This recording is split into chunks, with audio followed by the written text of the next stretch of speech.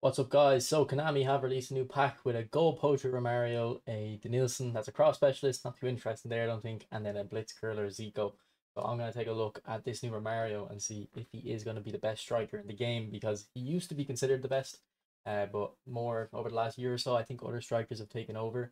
And I think it's mainly because Romario was a fox in the box, which is a playstyle that no real top players use, and always gold poacher. Now, Romario was always a little bit of an exception just because of how good he was as Fox in the Box, but we've always waited for a goal poacher version of Romario to come out, and they finally released one.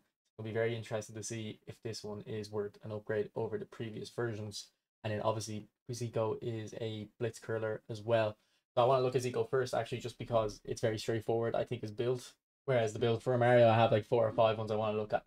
But for Zico, I think it's very, very straightforward. If you just look at this card, it is insane. Every single attribute really that matters.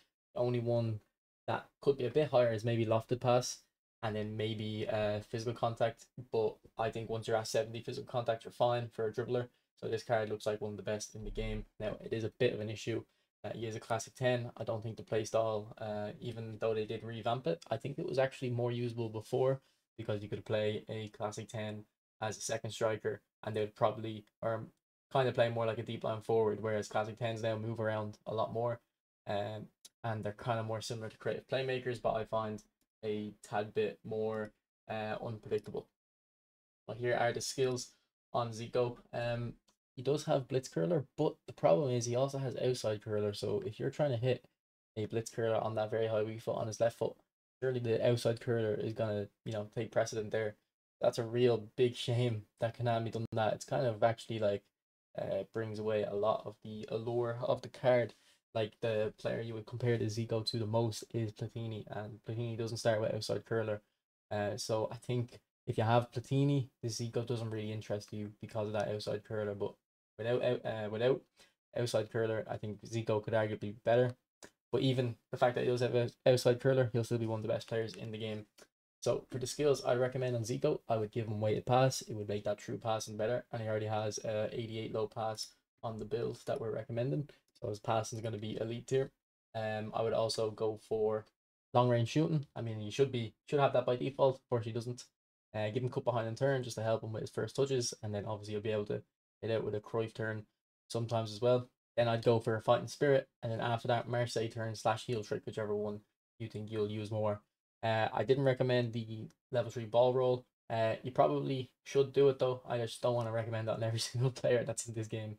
But if you do want to go for the level 3 ball roll, you're going to have to put flip flap and soul control on. So I would put them on for fighting spirit or the Marseille turn and the heel trick ones. Those are the two I would take off, get the ball roll on.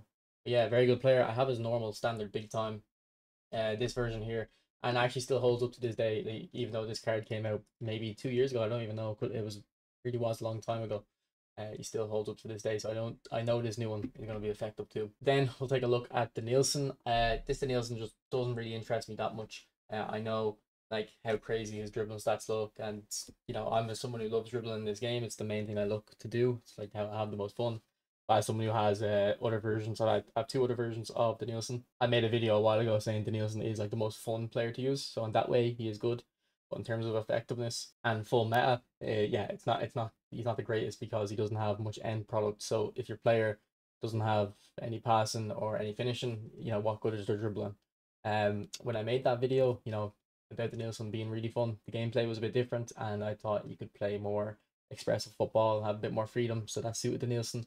But with the way the game's gone, you have to stick to the meta, play either narrow spam 1-2s or bring on a 80 rated GP Luca and spam crosses. I don't think Denilson fits in because look at his lofted pass, it's not the greatest. But if we look at his skills, he does have outside curler. And one thing about outside curler is I think it's pretty effective regardless of the finishing stats and curl stats that your player has. It does definitely improve once you get really high curl, especially I've noticed. But I think the curl stats he has, like 72 mixed with 80 finishing, I think his outside curlers, as long as he's 1-on-1 with the keeper, will be pretty like reliable.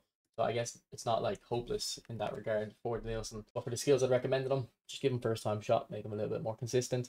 Acrobatic finishing too. I talked about in last week's training guide how I don't think you absolutely need acrobatic finishing on very, very high balance players like the Nielsen is, but because his finishing starts lower, I would just put it on him for a bit of consistency. And then I'd go for true passing. I pretty much recommend that on every player. Pinpoint crossing, even though he has low lofted pass, you need to kind of salvage something here.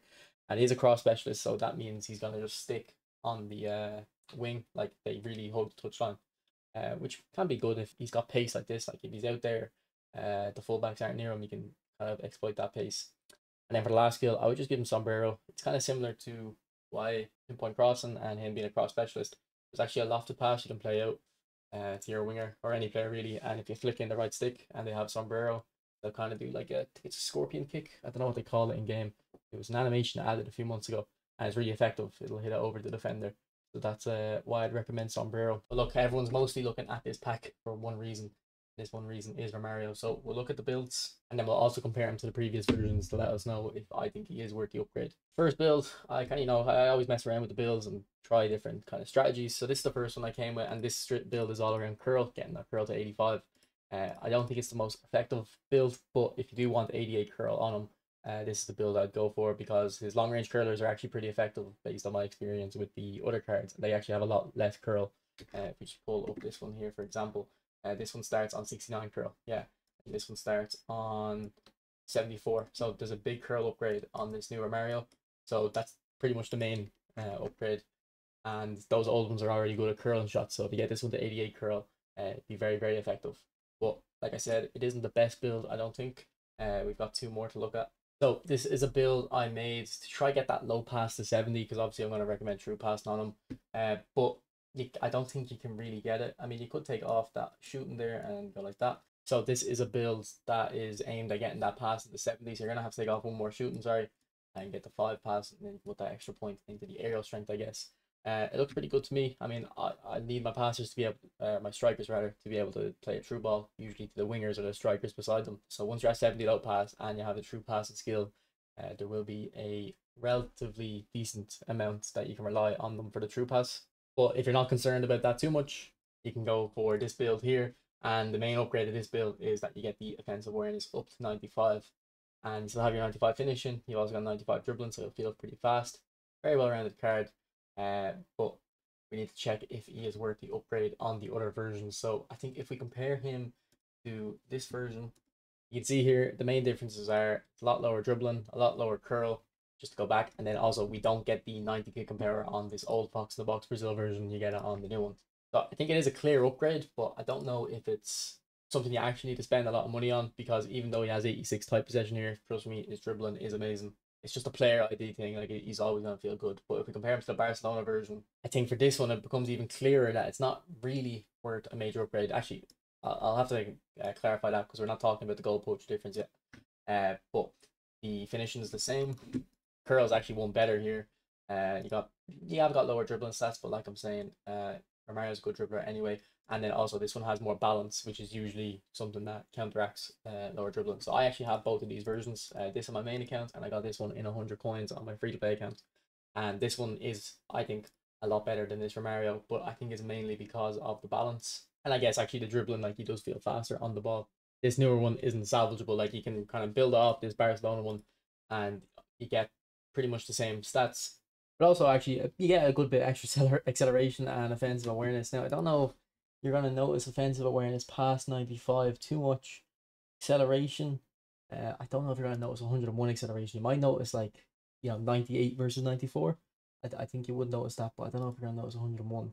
Yeah, actually no, the more I look at it, I think I actually kind of do see the upgrade here. Because usually I try avoid, when I'm looking at cards, I try avoid saying like it is an upgrade, because realistically it's a lot of money to spend on these cards.